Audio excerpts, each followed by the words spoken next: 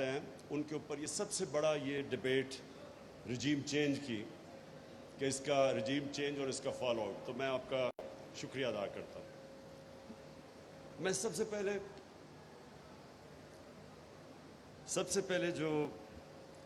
پہلے تو سارے اسپیکرز کا جو انہوں نے تبصرے کیے میں صرف اپریشیٹ کرنا چاہتا ہوں کہ سب نے مختصر پہلوؤں کے اوپر بات کی جو رجیم چینج کے ایفیکٹس آئے ہیں ملک میں۔ عمران ریاض نے بات کی کہ جس طرح میڈیا کے اوپر اب کسی بھی جمہوریت میں ایسا پریشر نہیں ڈالا گیا جو اس دور میں میڈیا کے اوپر پریشر ہے، اور اس کے بعد شعیب آپ نے شروع میں ہی جو پرابلمز بتا دیے کہ ہمیں ڈفرینٹ ایریاز میں کس طرح کے پرابلمز ہیں۔ دیکھیں، میں جو سب سے پہلے بات کرنا چاہتا ہوں وہ یہ کہ پاکستان کسی وجہ سے بنا تھا، اور اگر آپ اس کی پیچھے چلے جائیں پاکستان کے بننے کے، تو اس کی جو سب سے بڑی وجہ کیا تھی؟ آزادی چاہتے تھے لوگ۔ علامہ اقبال کی جو ساری کوشش تھی کہ غلامی سے لوگوں کو آزاد کریں، ذہنی غلامی سے۔ قائد اعظم کا یہ کہا جاتا تھا کہ غلام ہندوستان میں ایک آزاد ذہن تھا، اور ان کی کوشش ساری جو سٹرگل تھی وہ یہ تھی کہ ہم اگر ہندوستان میں رہ گئے تو ہم آزاد نہیں ہوں گے۔ اور جو قائد اعظم کی خاص طور پہ ہمیں ان کی بریلینس کے اوپر سوچنا چاہیے کہ وہ تب یہ پریڈکٹ کر رہے تھے کہ ایک دن نریندر مودی کا ہندوستان بنے گا جدھر مسلمانوں کی کوئی حیثیت نہیں ہوگی۔ تو اس لیے پاکستان بنا تھا۔ تو یہ اس لیے نہیں بنا تھا کہ ہم ایک غلامی سے نکل کے دوسری غلامی میں آ جائیں۔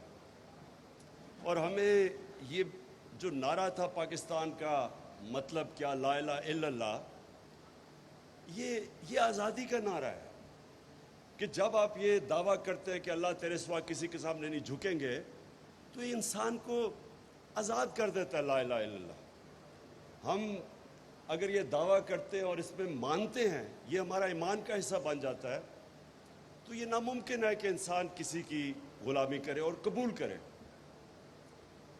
جو میری بڑی کوشش رہی، بلکہ میں نے رحمت اللہ عالمین اتھارٹی بھی بنائی، اور اس کی کوشش کیا تھی کہ ہمارے بچوں کو پتہ چلے کہ اگر یہ پاکستان ایک بڑی خواب کا نام تھا جس کے فاؤنڈنگ فادرز علامہ اقبال اور قائد اعظم تھے، تو کم از کم ہمیں پتہ تو چلے کہ یہ پاکستان کیوں بنا تھا۔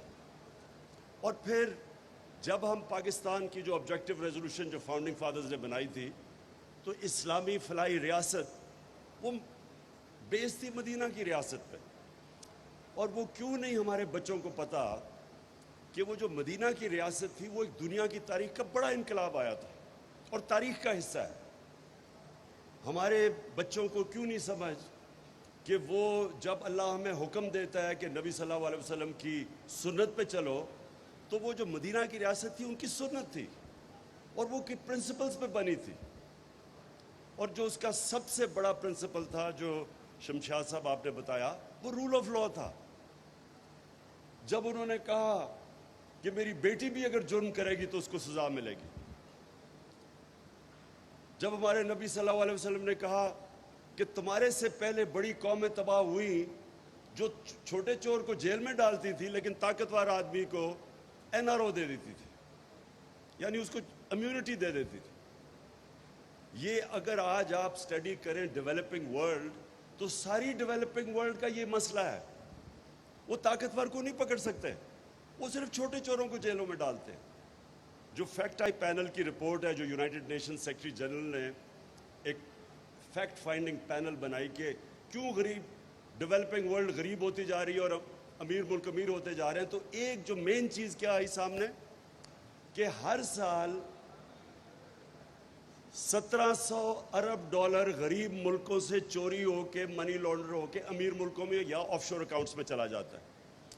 اور اسی پینل کے مطابق 7,000 अरब डॉलर पड़ा हुआ है चोरी का गरीब मुल्कों का ऑफशोर अकाउंट्स में, टैक्स हेवंस में।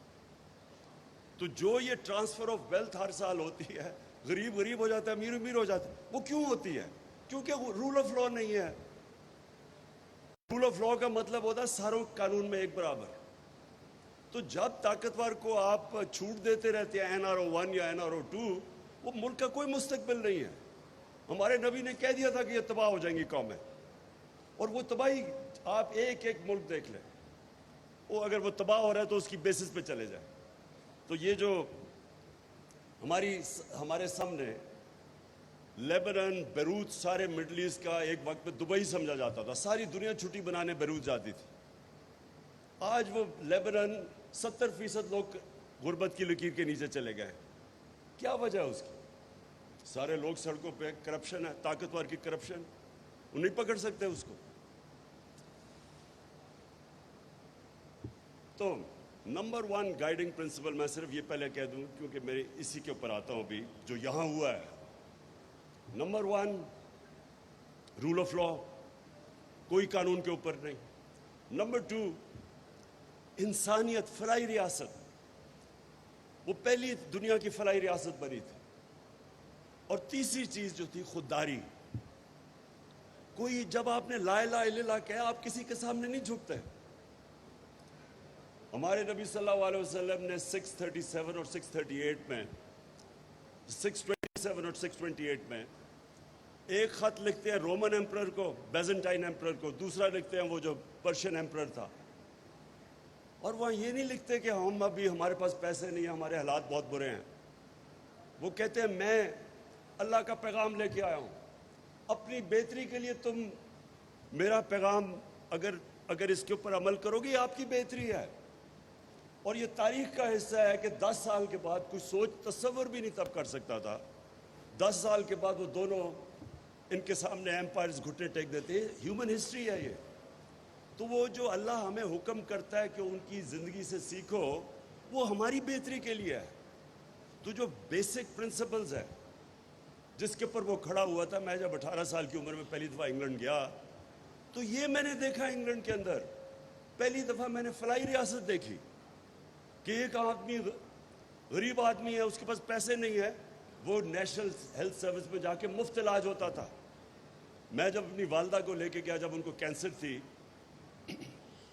तो वहाँ मैंने अजीब सीन देखा कि मैं पैसे दे रहा था अपनी वालदा के इलाज पे, साथ वाले बिस्तरे पे उनके एक नेशनल हेल्थ सर्विस की एक खातून थी, मुफ्त इलाज हो रहा था उसका, और नर्सेज और डॉक्टर कोई फर्क नहीं कर रहे थे उन दोनों के बीच में। जो हमने बेसिस शौकत खाना में रखा कि वहाँ अल्लाह का करम है, हमने भी यही फैसला किया कि जो भी डॉक्टर्स को नहीं पता होना चाहिए कि कौन पैसे दे रहा है कौन नहीं दे रहा, ताकि दोनों को इक्वल ट्रीटमेंट दें। तो वहाँ देखा मैंने स्कूल्स के अंदर, ग्रामर स्कूल, मुफ्त तालीम मिल रही है, क्वालिटी एजुकेशन, उनके प्राइम मिनिस्टर्स निकले हुए ग्रामर स्कूल से। बेरोजगार हो तो अनएम्प्लॉयमेंट बेनिफिट्स मिलते थे, अदालत में जाए तो लीगल एड मिलती थी, गरीब को प्रोटेक्शन थी, फलाई रियासत थी। और रूल ऑफ लॉ आपके सामने अभी हुआ है कि जब हम 1100 अरब रुपए की छूट दे रहे हैं बड़े बड़े डाकुओं को, वो बरतानिया के अंदर नो कॉन्फिडेंस हो रहा है बोरिस जॉनसन पे। किस चीज़ पे? कि जी वो उसने कोरोना के दौरान उसने जाके बाहर एक लोगों ने गैदरिंग कर दी और वो इजाज़त नहीं थी उसकी। यानी प्राइम मिनिस्टर को वो नो कॉन्फिडेंस ला रहे हैं कि वो उसने कानून तोड़ा, कोई डाका नहीं मारा, सिर्फ उसने वो कानून तोड़ दिया कि उसने लोगों को कहा था कि आइसोलेट करना है, और उन्होंने नहीं किया, गैदरिंग कर दी। नो कॉन्फिडेंस मोशन अपनी पार्टी ने पास किया। सो जो रूल ऑफ लॉ और जो इंसानियत वहाँ मैंने देखी, हमारे मुल्क तो बना ही था उस, हमारे तो जो फाउंडिंग फादर्स की मिशन स्टेटमेंट है, हम तो उसके आसपास भी नहीं कभी आए। हमारे तो ये दो तबके चल रहे थे, रूलिंग क्लास, सारी अपॉर्चुनिटीज़ उनके हाथ में, छोटे से तबके, बाकी लोगों बेचारों के पास बुनियादी ज़रूरियात नहीं है। तो अब आ जाए इसके ऊपर, मैं सिर्फ अब रजीम चेंज की बात करना चाहता हूँ। देखिए, पहले तो मुझे जब मैंने वो साइफर देखा جب تو پہلے میں نے 3 دفعہ پڑھا کہ یہ واقعی میں یہ سچ دیکھ رہا ہوں. آپ نے شمشاد صاحب آپ نے کہا کہ پتہ نہیں اس میں نہیں، آپ نے نہیں کہا. جی آپ نے کہا جل صاحب. میں آپ کو بتاؤں کہ میں نے جب پہلی دفعہ پڑھا کہ اگر تم نے نام لے کے، ہم نے سنا ہے کہ عمران خان اکیلا کا فیصلہ تھا روس جانے کا. یہ ذرا سنیں، ہم نے سنا تھا کہ یہ عمران خان کا اکیلا فیصلہ تھا، اور وہ ایمبیسڈر کہہ رہے نہیں اس کا نہیں فیصلہ تھا، یہ انسٹیٹیوشنل فیصلہ تھا. وہ آگے سے یہ بتا رہا ہے، اور وہ پھر آگے سے کہتا ہے کہ اگر تم نے اچھا ابھی نو کانفیڈنس موشن ٹیبل نہیں ہوئی اسمبلی میں، وہ 1 دن کے بعد ہوئی ہے. وہ کہہ رہا ہے کہ اگر تم نے عمران خان کو نہ اس میں نو کانفیڈنس کے ذریعے اس کو فارغ نہ کیا تو بڑے کانسیکوینسز ہوں گے پاکستان کے لیے. اور پھر کہتا ہے اور اگر کامیاب ہو گئی تو all will be forgiven، معاف کر دیا جائے گا پاکستان. میری پہلی انسٹنکٹ، پہلے تو میں نے 3-4 دفعہ پڑھا کہ یہ میں واقعی صحیح پڑھ رہا ہوں. پہلا جو میں سوچ رہا تھا کہ کوئی اس طرح کی 22 کروڑ لوگوں کے الیکٹڈ نمائندگی کوئی ایسی توہین کر سکتا ہے؟ کسی کی جرت ہے کہ اس طرح کا خط کسی کو لکھ دے؟ اور ہمیں بعد میں کسی نے کہا جی وہ یا تو ایسے تو آتے رہتے ہیں مراسلے. کبھی کسی سیلف ریسپیکٹنگ ملک میں اس طرح کا مراسلہ نہیں آ سکتا. یہ ناممکن ہے کہ کسی الیکٹڈ پرائم منسٹر کو کوئی آگے کہے جی اس کو ہٹا دو. تو یہ کتنی توہین ہے ایک ملک کی.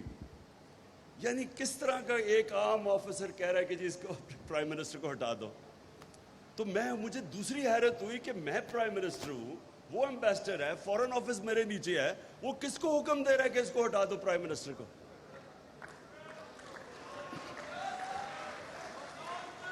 اور اس کے بعد ذرا تماشا دیکھیں. ایک دم اس کے بعد جناب اگلے دن وہ آتا ہے، نو کانفیڈنس موشن ہوتا ہے، اور ایک دم ہمارے اتحادی اور لوٹوں کو آتا ہے کہ جو وہ مہنگائی بہت ہو گئی، یہ تو گورنمنٹ نہیں صحیح چل رہی. اب یہ سنیں ذرا، پہلے 2 سال ہمارا پہلا اتنا مشکل سال تھا. مشکل سال اس لیے تھا کہ ہمارے پاس 6 ہفتے کے تو ریزروز تھے. ہم پیمنٹس ہی نہیں کر رہے تھے اپنی ایکسٹرنل لائبلٹیز کی. ہم لوگوں کو بھی نہ بتا سکیں کہ وہ روپے پہ پریشر پڑے گا، روپے نہ گر جائے. ریزروز ہمارے نیچے تھے. بھاگے پھرے کبھی ادھر اپنے 3، میں ویسے ان کا شکر بھی کرتا ہوں، یہ جو ہمارے 3 دوست تھے جنہوں نے ہمیں پیسے دیے، نہیں تو ہمارے پاس تو بینکرپٹ تھے ہم. پہلے تو ادھر سے مشکل سے نکلے اور بڑا مشکل وقت تھا، اور IMF نے پھر کنڈیشنز لگائی ہمارے پر، سختی کی، ڈیمانڈ سکویز کی، بے روزگاری تھی، چیزیں انہوں نے، قیمتیں ہم نے بڑھانی پڑی. روپیہ گرا، جب روپیہ گرا باہر سے ساری امپورٹس مہنگی ہوئی. تو مشکل وقت تھا. اوپر سے کرونا آ گیا اگلے سال، وہ پھر سکویز کیا. تو ہم 2 سال تو بڑے مشکل تھے ہمارے لیے. اور شکر کریں کہ میں نے لاک ڈاؤن نہیں لگا دیا، جو ساری اپوزیشن بار بار کہہ رہی تھی کہ لاک ڈاؤن لگاؤ. لاک ڈاؤن کہتے تو ویسے ہی ہمارا بیڑا غرق ہو گیا تھا. جس دنیا میں ملک میں لاک ڈاؤن لگایا، ذرا دیکھیں تو صحیح، ان کی اکانومیز تو اجڑ گئی. ہم پہلے ہی بری حالات میں تھے. ساروں نے 3 مہینے میں نے سارا پریشر برداشت کیا، نہیں لگایا لاک ڈاؤن پوری طرح، اور اپنی اکانومی بچائی. یہی IMF تھی. ان سے میں نے بات کر کے کنسٹرکشن سیکٹر کے لیے کنسیشنز لی، کیونکہ روزگار تو انہوں نے دینا تھا. انہی کے ساتھ ہم نے بات کر کے اپنے تھوڑے ٹیکس کم کروائے، ہم نے انسینٹیوز دیے. تو 2 سال تو بڑے مشکل تھے. لیکن تیسرا اور چوتھا سال، 17 سال کے بعد، اب ذرا اکنامک گروتھ ریٹ دیکھ لیں. 17 سال کے بعد سب سے بہتر 2، جس میں ہماری معیشت اوپر گئی، جس میں ہماری ویلتھ کریشن ہوئی اور سسٹینیبل گروتھ کی طرف جا رہا تھا. مطلب کہ سارے سیکٹرز گرو کر رہے تھے. Service sector, industry, large scale manufacturing جب اوپر آتی ہے، اس کا مطلب روزگار بھی ملتا ہے، ویلتھ کریشن ہوتی ہے. اور کنسٹرکشن سیکٹر کے ریکارڈ گروتھ ہوئی. تو ساری، اور پھر زراعت کے اندر جو ہم نے اپنے کسانوں کے لیے انسینٹیوز دیے اور جو ان کی قیمتیں دلوائیں، اور جو شوگر مافیا پیسے نہیں دیتا تھا کسانوں کو، ان سے زبردستی ان کو کسانوں کو پوری قیمت بھی دلوائی، ٹائم پہ پیسہ دلوایا. انہوں نے انویسٹ کیا تو ہماری 4.5% ہماری زراعت اوپر گئی. تو ایک سسٹینیبل گروتھ پہ تو پاکستان نکل گیا تھا. تو تب ان کو جب 6% گروتھ ریٹ ہو رہی ہے تو تب ان کو کدھر سے آ گیا کہ جی بڑی مہنگائی ہوگی اور جی حالات بہت برے ہیں. وہ شکر ہے کہ ابھی 2-3 نے بول ہی دیا اسمبلی میں, سچ نکل ہی گیا ان کے منہ سے کہ وہاں حالات تو اچھے تھے. تو اب ہمیں کدھر سے ٹیلی فون آ رہے تھے اور وہ تو سامنے آ گیا اب سب کے. تو جو لوگوں نے جا کے سب سے پہلے لوٹے ہوئے, ہمارے پاس سارا ریکارڈ ہے کہ کون کون امریکن ایمبیسی میں جا رہا تھا. جو لوٹے ہوئے وہ سارے امریکن ایمبیسی. اب امریکن ایمبیسی کا کیا کام ہے, یہ بھی سوال پوچھے. میں کیوں چاہتا ہوں کہ سپریم کورٹ, میں کیوں چاہتا ہوں کہ اس کے اوپر پوری ایک جوڈیشل انکوائری بنے. اگر یہ صحیح معنی میں انکوائری ہوگی, میں آپ کو یقین دلاتا ہوں کہ پاکستان کا اس میں اتنا فائدہ ہے, کیونکہ ہم جب انکوائری ہوگی آپ اپنی غلطیاں تو نہ دہرائیں. جب آپ اتنا بڑا ظلم ہوا کہ آپ نے سارا ایک ملک جا رہا تھا صحیح ڈائریکشن میں, اور میں نے بائی دا وے جا کے اپنے نیوٹرلز کو میں نے بتایا, شوکت ترین کو بھجوایا بتانے کے لیے کہ اس وقت بڑی ڈیلیکٹ ہماری ریکوری ہے. دنیا میں کموڈٹی سپر سائیکل آیا ہوا ہے. اس وقت اگر ہم نے اس کو ڈی سٹیبلائز کیا ملک کو, یہ سنبھال نہیں سکیں گے آپ اکانومی. کیونکہ اس وقت اگر روپیہ گرنا شروع ہو گیا, ہمارے پاس ریزروز ہی اتنے نہیں ہیں اور ہمیں مشکل پڑی ہوئی ہے, کیونکہ قیمتیں اوپر, کموڈٹی پرائسز اوپر گئے ہوئے, تیل اوپر گیا ہوا تھا. اس سٹیج کے اوپر اس کے باوجود کہ ہم نے بتایا کہ یہاں نیوٹرل ہونا بڑی اچھی چیز ہے, ماشاءاللہ اچھا آپ نیوٹرل ہی رہے, لیکن یہ اگر سازش کامیاب ہوگی تو کانسیکوینسز ہم نے بتا دیے کہ اس کا یہ کانسیکوینس ہوگا ملک کو, معیشت کے اوپر. اس کے بعد جب وہ چینج لے کے آئے اور یہ جو نیا سیٹ اپ آیا, میں آپ سے نہیں, میں پہلے دن سے کہہ رہا ہوں, جب سے میری پہلی تقریر تھی جب میں پرائم منسٹر بنا, میں نے تب کہا کہ یہ سارے اکٹھے ہوں گے, جمہوریت کے نام پہ ہوں گے. ابھی وہ ڈیموکریٹک موومنٹ کا نام نہیں آیا تھا, جمہوریت کے نام پہ سب اکٹھے ہوں گے, اور ایک ہی ان کا انٹرسٹ ہوگا کہ کسی طرح بلیک میل مجھے اتنا کرے کہ این آر او مل جائے.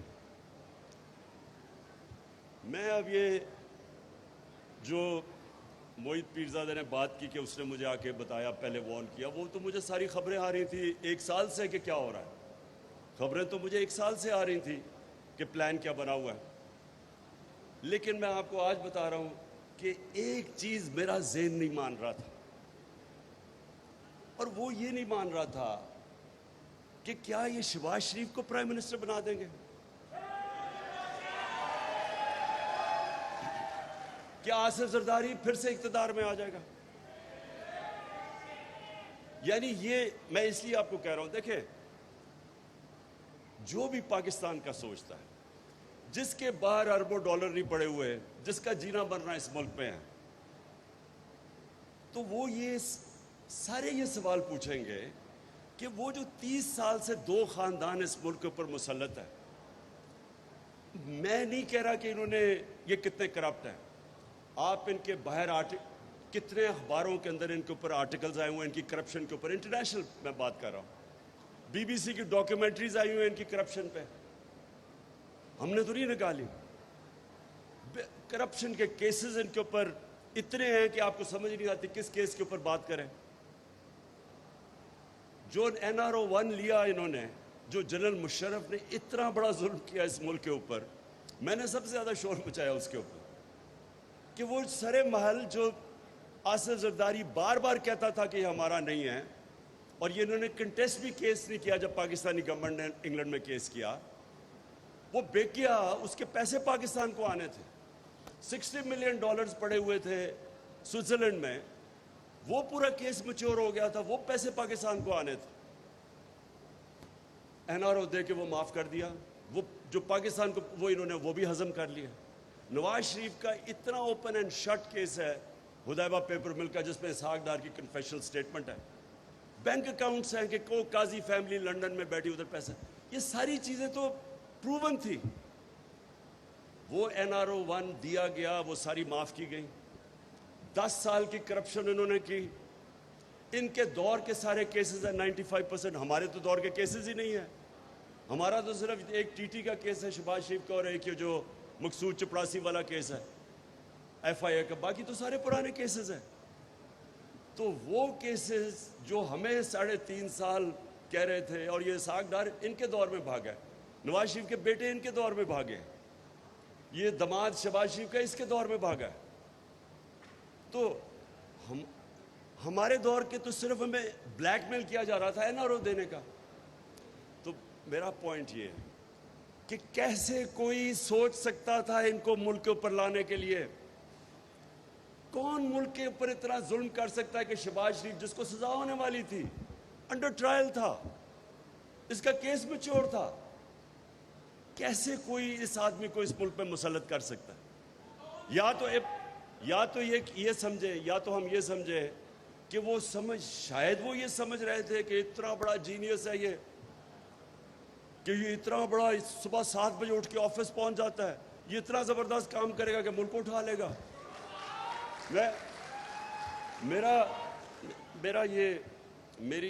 مجھے پھر یہ اب تھوڑا شک ہونا شروع ہو گیا کہ وہ جو 50 ارب روپیہ شہباز شریف نے اشتہاروں پہ خرچ کیا تھا، جو ساری ڈیولپمنٹ اشتہاروں میں تھی، وہ شاید اس سے سمجھ گئے ہوں اشتہار میں اتنی ڈیولپمنٹ تھی، شاید وہ اس غلط فہمی میں تھے کہ یہ ایک دم ملک ٹرن اراؤنڈ کر دے گا.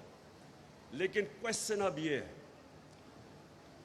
کون اس کی ذمہ داری اٹھائے گا کہ رجیم چینج کے بعد جدھر اب پاکستان اکنامک سروے کے اندر ساری فگرز دی ہوئی ہیں، آپ وہ پڑھ لیں تو اس میں ساری آپ کی فگرز ہیں جو اس گورنمنٹ کی اکنامک سروے ہے، اس میں ایک فگر دی ہوئی ہے. پاکستان سارے ٹارگٹ سے ہم نے زیادہ اچیو کیا. پاکستان کی تاریخ میں سب سے زیادہ ٹیکس کلیکشن ہوئی ہے، ریمیٹنسز ہوئی ہیں، اوورسیز پاکستانیز نے سب سے زیادہ پیسہ بھیجا ہے. ہماری جو اصل میں ملک تب ترقی کرتا ہے جب اس کی ایکسپورٹس اوپر جاتی ہے. نون لیگ کے 5 سال میں تو ایکسپورٹس شاید ہی اوپر ہلی نہیں، وہاں سے وہیں کی وہیں پھنسی ہوئی تھی. ہماری ریکارڈ ایکسپورٹس تھی. اور جو پھر سے میں کہہ رہا ہوں زراعت جو ترقی کی، تو جب ایک ملک ادھر جا رہا تھا اور آج مہنگائی آسمانوں پہ اور اکانومی نیچے، کون ذمہ دار ہے اس کا؟ کون؟ جو ایک منٹ، تو میں اس لیے کہہ رہا ہوں کہ یہ جو اگر ہم نے پاکستان میں اس طرح کی چیزیں آگے سے روکنی ہیں، یہ بڑا ضروری ہے. پریزیڈنٹ آف پاکستان نے سپریم کورٹ کو لکھا ہوا ہے کہ انویسٹیگیٹ کرے، وہ سائفر بھی بھیجا ہوا ہے کہ اس کے اوپر انویسٹیگیٹ تو کریں، اوپن انکوائری کریں اس کے اوپر، تاکہ آگے سے یہ چیزیں نہ ہوں، تاکہ ملک کم از کم ہمیں پتہ تو چلے کہ کون ذمہ دار ہے. آپ نے بات ٹھیک کی شمشاد صاحب، 25 سال کے بعد وہ حمود الرحمان رپورٹ آئی، لیکن کوئی یہ بات نہیں کرتا کہ کبھی کسی نے یہ پوچھا ہے کہ جب یہ ہم جنرل مشرف لے کے گیا تھا ہمیں امریکہ کی وار آن ٹیرر میں، اور وہ خود اپنی کتاب میں لکھتا ہے کہ وہ رچرڈ آرمیٹیج کا تھریٹ آئی، دھمکی کہ ہم will bomb you to stone age, ہم نے اس میں شرکت کی. اور مجھے یاد ہے ہم پوچھتے تھے مشرف سے شروع میں کہ ہم کیوں اس جنگ میں شامل ہو رہے ہیں، تو ہر قسم کا ہم شامل نہیں ہو رہے ہیں، ہم صرف لاجسٹیکل سپورٹ دے رہے ہیں اور اس طرح کی باتیں کرتے تھے. کیوں نہیں اس کا جواب طلب کیا گیا کہ 80,000 پاکستانی اس میں مرا؟ خود گورنمنٹ کہتی ہے کہ 150 ارب ڈالر سے زیادہ ہمیں نقصان ہوا، 35 لاکھ لوگ نقل مکانی ہوئی. آج بھی ہمارے فوجی شہادتیں دے رہے ہیں، وہی اسی کا فال آؤٹ، جو آج بھی وہ دہشت گردی ختم نہیں ہوئی، آج بھی ہمیں قربانیاں دے رہے ہیں.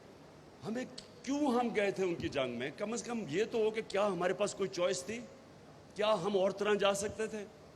لیکن وہ میں پھر سے اب آتا ہوں کہ جب ہم ملک میں یہ فیصلہ کر بیٹھے کہ ہمیں جو بھی وہاں سے حکم آئے گا ہمیں ماننا پڑے گا، جو مجھے پتہ ہے کہ یہ ہماری رولنگ ایلیٹ کا یہ ذہنوں میں پڑا ہوا ہے، وہ سمجھتے نہیں ہیں ویسٹرن مائنڈ کو. میں یہ سمجھتا ہوں کہ میرا ان سب سے بہت بہتر انڈرسٹینڈنگ ہے مغربی سوچ کی.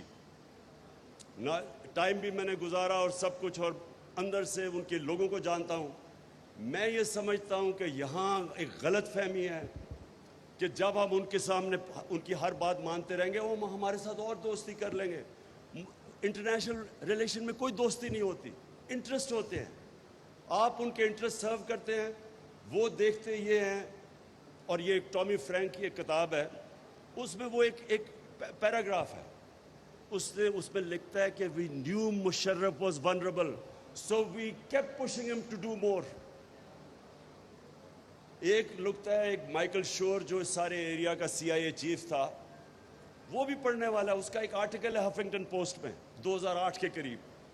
وہ کہتا ہے کہ مشرف سے اتنے ہمارے امریکنوں کے اتنے ڈرٹی کام نہ کرواؤ، یعنی وہ کام نہ کرو اگینسٹ پاکستان's نیشنل انٹرسٹ، ملک کے مفادات کے اگینسٹ اس طرح کے کام نہ کرواؤ، کہیں ہمارا اتنا بڑا ایلائی ہے یہ پاکستانی لوگ اس کو ہٹائی نہ دیں. یعنی وہ کہہ رہا ہے کہ قبائلی علاقے میں اس نے سول وار کروا دی، وہ لکھتا ہے اس میں، اور اس نے اپنے لوگوں کو اپنے خلاف کر دیا ہماری خدمت کرتے ہوئے.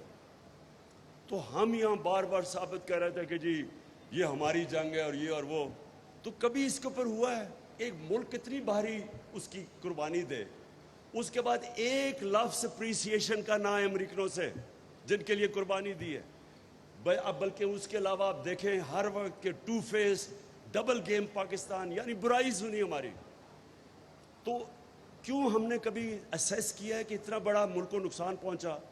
اور اس کی بھی یہ وجہ تھی کہ جو لوگ اس میں ملوث تھے، جو لے کے گئے تھے، وہ چاہتے ہی نہیں انکوائری. اور آج بھی جو طاقتور ہے، وہ جو بینیفیشریز ہیں یہ جو رجیم چینج کے، وہ کوئی نہیں چاہتا کہ انکوائری ہو اس کے اوپر. لیکن انکوائری اس ملک کے مستقبل کے لیے ضروری ہے. اگر ہم یہ چپ کر کے ایکسیپٹ کر لیں گے کہ باہر سے، اب دیکھیں ان کا کیا انٹرسٹ ہے، ان کا تو سمپل انٹرسٹ ہے. ان کا انٹرسٹ یہ ہے کہ پاکستان میں پھر جی حضور کرنے والے لوگ آ جائیں، اور ان کو سوٹ کرتا ہے. آپ سارے امریکن رجیم چینج دیکھ لیں، کرپٹ لوگ ان کو سوٹ کرتے ہیں کیونکہ وہ پلائبل ہوتے ہیں. اپنے ملک میں کوئی ضمانت پہ ہو، آپ اس کو چپڑاسی بھی نہیں رکھوا سکتے ان کے ملک میں. کوئی نوکری ڈھونڈ کے دکھاتے ضمانت پہ آدمی، وہ اتنی اسٹرکٹ ان کی مورل سٹینڈرڈز ہیں. ہمارے ملک میں وہ اس لیے یہ پریفر کرتے ہیں کیونکہ ان کو پتہ ہے، ان کو سارا پتہ ہے کہ ان کے پیسے کدھر پڑے، اور ان کو پتہ ہے کہ یہ کنٹرولبل ہے. سو وہ تو چاہتے ہیں ایسے لوگ ہیں کہ بجائے فتح کرنے کے ہر چیز پاکستان ان کی مان لے. ہمارے انٹرسٹ میں کیا ہے؟ کیا ہمارے انٹرسٹ میں ہے کہ اس طرح کے چور اوپر بیٹھ جائیں؟ اگر آپ نے کسی ملک کو تباہ کرنا ہے، آپ کو یقین کوئی کسی دشمن کی ضرورت نہیں ہے، اس طرح کے چوروں کو اوپر بٹھا دیں. اور آپ کے سامنے ہے کون سی قیامت آ گئی ہے 2.25 مہینے میں کہ سارا پاکستان کی اکانومی نیچے چلی گئی ہے؟ کون سا اتنا بڑا؟ ہم 2.5 سال IMF کے پروگرام میں تھے، تو ہمیں کیوں نہیں پریشر انہوں نے ڈالا یہ کرنے کے لیے جو آج یہ کہہ رہے ہیں کہ جی IMF نے یہ کروا دیا تو ہمیں کرنا پڑا ہے، اور پھر ہمیں بلیم کر رہے ہیں، کہہ رہے ہیں ہماری وجہ سے. تو اگر ہمیں اب ذمہ دار ٹھہرا رہے ہیں تو اتنی محنت کر کے حکومت ہٹائی کیوں آپ نے؟ ہمیں رہنے دیتے، ہم ذمہ داری لے لیتے. تو پہلے آپ نے ایک غلط کام کر کے حکومت، اور پھر ذمہ دار ہمیں ٹھہرا رہے ہیں. اور فگرز ڈینائی نہیں ہو سکتی. پاکستان اکنامک سروے میں ساری فگرز ہیں کہ کدھر پاکستان تھا اور آج کدھر پہنچ گیا. تو میں آخر میں وے فارورڈ بتاتا ہوں. دیکھیں اس کا صرف ایک ہی راستہ ہے، کوئی اور چیز کریں گے ہم اپنے ملک کو مزید اور دلدل میں پھنساتے جائیں گے. اس ایک چوروں کے یہ ٹولے کو اوپر مسلط کرنے کے لیے جو حکومت اب چیزیں کر رہی ہے، یہ صرف اور صرف ان کو اوپر رکھے گی سارے ملک کے اداروں کو تباہ کر کے. ملک جو ہوتے ہیں وہ چلتے ہیں اداروں کے اوپر، اور ادارے چلتے ہیں رول آف لا پہ. جب آپ ملک کے ادارے اور رول آف لا تباہ کریں گے تو اصل میں آپ ملک کا مستقبل تباہ کرتے ہیں. اب ان کو اوپر رکھنے کے لیے رول آف لا بھی تباہ ہو رہا ہے. آپ کے سامنے ہے، کسی دنیا میں کوئی سوچ بھی نہیں سکتا کہ وہ لوگ جو کرپٹ لوگ آ کے بیٹھ کے اسمبلی میں اپنے آپ کو 1100 ارب روپے کے کیسز معاف کروا لیں. یہ کوئی تصور ہی نہیں کر سکتا. یہ تو ٹوٹل کانفلکٹ آف انٹرسٹ ہے. ہم سپریم کورٹ میں گئے اور امید لگائی ہوئی ہے سپریم کورٹ سے، تو رول آف لا تو پہلے وہیں ختم ہو گیا، پھر نیب ختم کر دی. جو نیب کے اندر امینڈمنٹس لائی ہیں، نیب اب کچھ نہیں کر سکتی. انہوں نے منی لانڈرنگ ہی ختم کر دی ہے. باہر سے اگر پتہ چلے میرے کوئی 10 ارب ڈالر باہر پڑا ہوا ہے یا جتنا بھی پڑا ہوا ہے، میں اگر انفارمیشن مجھے باہر سے آ بھی جائے، وہ ان ایڈمیسیبل ہے پاکستان میں. پھر اگر میں پبلک آفس ہولڈر ہوں، میں اپنے رشتہ داروں کے نام, اپنی بیوی بچوں کے نام پراپرٹیز کر دوں, وہ بھی انہوں نے نکال دیا اس میں سے, بینامی ختم کر دیا. انہوں نے وہ چیزیں کی ہیں کہ جو وائٹ کالر کرائم کو پکڑنا امپاسبل کر دیا. اب تو انہوں نے یہی نہیں اپنے آپ کو بچاتے بچاتے ساروں کے لیے دروازے کھول دیے چوری کے. اس کے بعد الیکشن کمیشن, جو حرکتیں الیکشن کمیشن کری, ابھی جو کراچی سے سندھ میں الیکشن ہوا ہے, ہمیں تو چھوڑے پی ٹی آئی کیا کہہ رہی ہے, پوچھ لیں ان کے اپنے اتحادی جے یو آئی سے اور ایم کیو ایم سے, وہ کیا کہہ رہے ہیں الیکشنز کے متعلق. 15% الیکشن انٹیریئر سندھ میں انہوں نے ان اپوزڈ جتا دیے, اور پوچھے تو صحیح ان اپوزڈ کیسے ہے. انہوں نے پولیس اور جو استعمال کیا, لوگوں کو اٹھا لیا, وہی جو حرکتیں جو ذوالفقار علی بھٹو نے 1977 کے اندر, اس نے بھی تھوڑے سے لوگوں کو ان اپوز کروایا تھا, اس سے شور مچا تھا. یہاں تو 15% سیٹیں ان اپوزڈ ہو گئی ہیں. تو پوچھیں تو صحیح کہ کیوں ان اپوزڈ ہوئی ہے. تو وہ جو جس طرح کا وہ الیکشن ہوا, ابھی جو 20 حلقوں میں پنجاب میں الیکشن ہو رہا ہے, جو اس وقت مداخلت ہو رہی ہے, جس لیول کی مداخلت ہو رہی ہے اس الیکشن کے اندر, ٹیلی فون کال کر کر کے میں انٹرویو کر رہا لوگوں کو ٹکٹ دینے کے لیے, 2 کینڈیڈیٹس نے مجھے بتایا کہ ہمیں ان نون نمبر سے ٹیلی فون آیا کہ آپ نے ان کے ٹکٹ ہی لینے. تو جس لیول کی مداخلت ہے, اب اگر اسی طرح کے انہوں نے الیکشن کروانے ہیں, الیکشن کمیشن ڈسکریڈٹڈ, وہ ہو ہی رہی ہے. الیکشن کمیشن ڈسکریڈٹڈ, پارلیمنٹ کا یہ حال ہے کہ اگر راجہ ریاض پارلیمنٹ کا اپوزیشن لیڈر سمجھ لیں پارلیمنٹ کی کیا اہمیت ہے.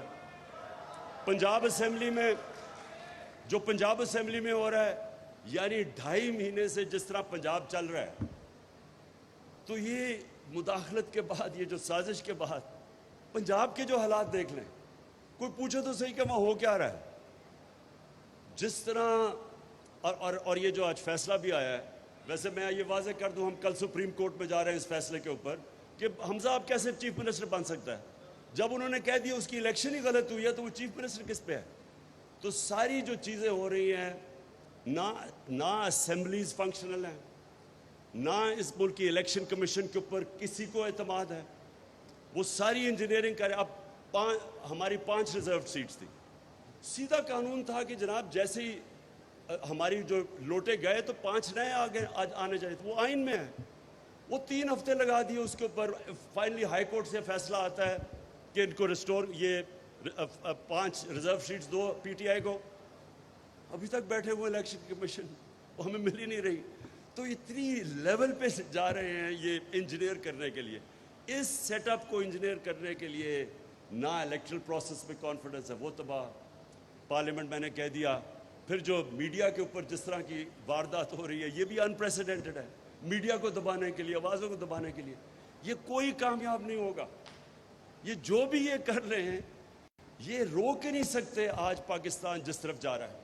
صرف اور صرف جو بھی کوشش کر رہا ہے اس سیٹ اپ کو مسلط کرنے کے لیے, وہ اپنے آپ کو ڈسکریڈٹ کر رہا ہے, وہ پاکستان کو نقصان پہنچا رہا ہے, وہ اداروں کو ڈسکریڈٹ کر رہا ہے.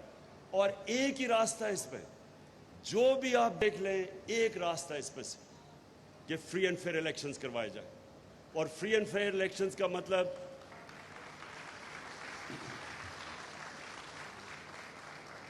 کریڈیبل الیکشنز, جس الیکشنز کی کریڈیبلٹی ہو.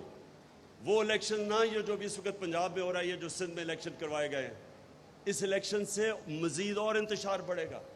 جدھر ملک کی معیشت پہنچ گئی ہے اور جس طرف جا رہی ہے, مجھے خوف یہ ہے کہ وہ اس پوائنٹ پہ چلی جائے گی جب جو بھی بیل آؤٹ کرے گا, وہ پھر جب جو کنڈیشن, جو اس کے لیے شرائط مانگے گا, وہ پاکستان کی جو ساورنٹی ہے وہ کمپرومائز کی جائے گی.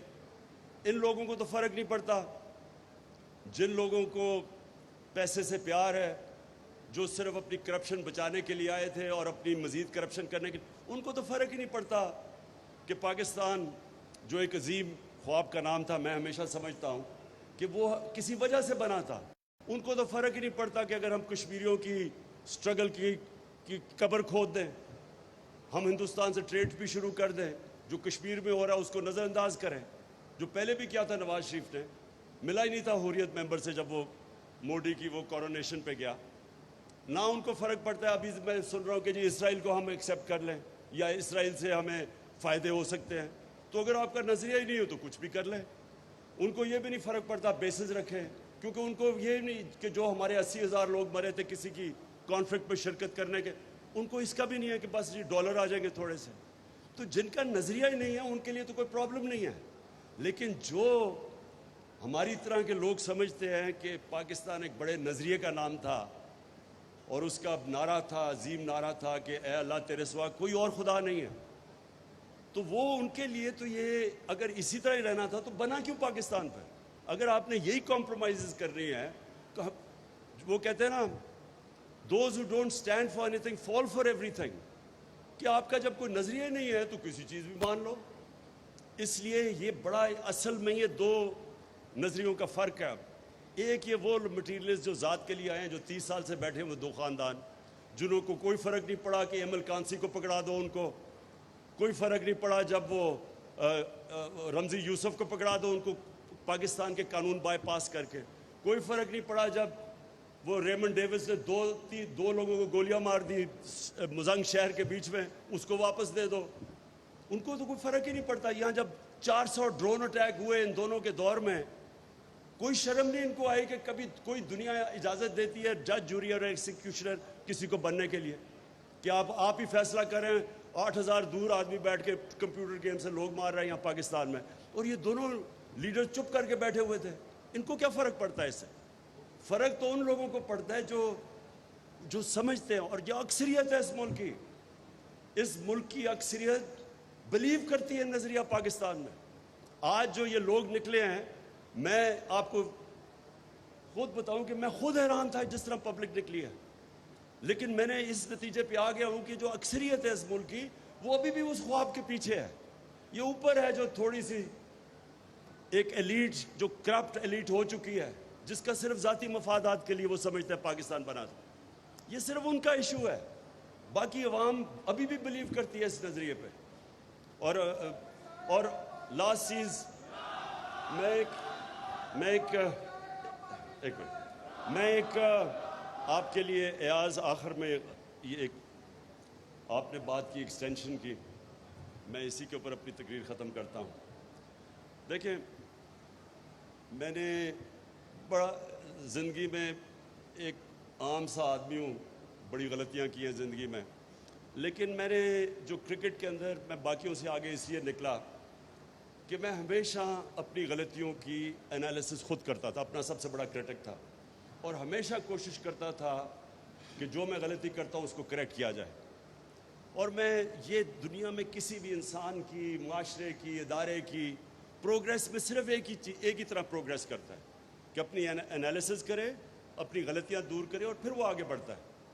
میں نے یہ 3.5 سال جو حکومت میں بیٹھا، اللہ نے موقع دیا، یہ تھے میرے سب سے مشکل 3.5 سال زندگی کے، لیکن انہوں میں نے بڑی چیزیں سیکھی.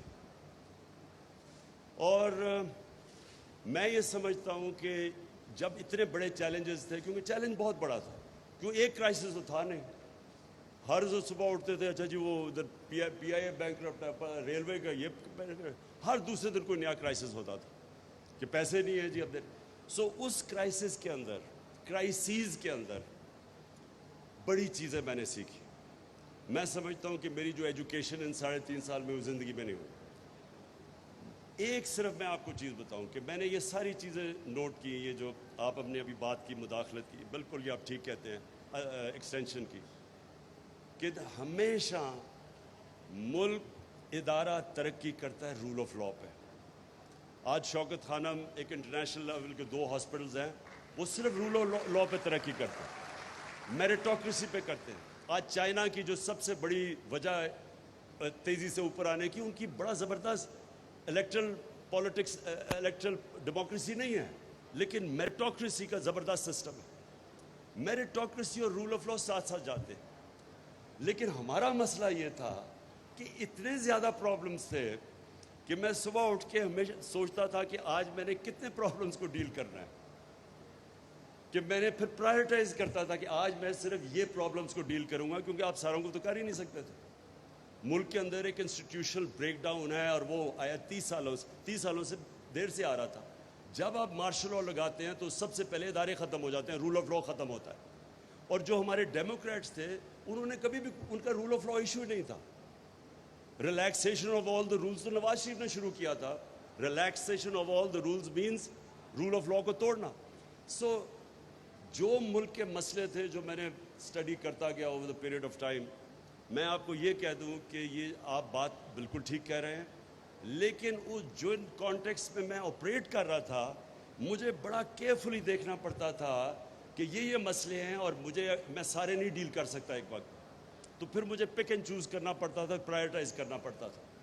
اور ہم واپس دیکھتا ہوں بہت چیز بہتر کر سکتے تھے, بڑی چیزیں اور بہتر کر سکتے تھے, لیکن اس ساروں کے باوجود جو کرائسس تھے, میں یہ سمجھتا ہوں کہ بینکرپٹ اکانومی, کووڈ-19 جو ایک دنیا میں 100 سال میں ایک دفعہ کرائسس آتا ہے, اس کے اندر سے ہم جو سٹیئر کیا, اور پھر یہ سپر سائیکل کموڈٹی کا اور یوکرین کی وجہ سے. اگر آج میں پیچھے دیکھوں تو جب میں شروع کیا تھا 3.5 سال پہلے, اور میں اینڈ میں دیکھوں کہ جو آج اکنامک سروے میں پاکستان کی آل راؤنڈ گروتھ تھی, آئی ایم ایف نے بھی کہا سسٹینیبل گروتھ تھی, اگر یہ ہو سکتی تو میں سمجھتا ہوں کہ یہ اس کانٹیکس میں ہمارا بڑا کامیاب, بیئرنگ ان مائنڈ جتنے کرائسس تھے, 17 سال میں سب سے زیادہ بہتر اکنامک گروتھ پچھلے 2 سال میں ہوئی تھی. میں سمجھتا ہوں کہ یہ ہماری بہت بڑی کامیابی تھی. Thank you G.